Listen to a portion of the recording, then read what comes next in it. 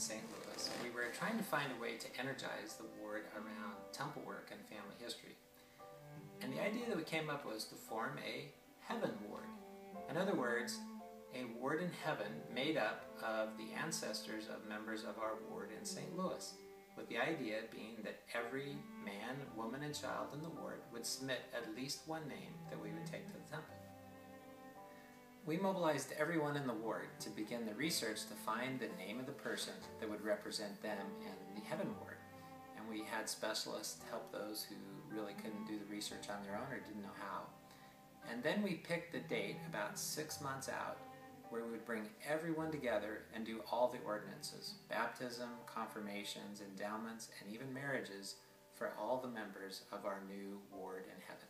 On the Sunday before the big event at the temple, we had a special sacrament meeting.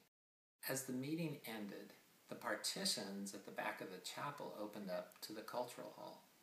And to the surprise of the members of the ward, there was the Heavenward, represented by empty chairs in the cultural hall. But each of these chairs had a name and information on them, sometimes a small biography, sometimes a photo, that described who that chair represented as a member of the Heavenward. We even had a section up front for the bishopric. And in fact, Samuel Knuckles, one of my ancestors, was the bishop of the Heavenward. And as music played, the members of the ward were free to roam around through the Heavenward and get introduced to the members there. And it made them all come alive.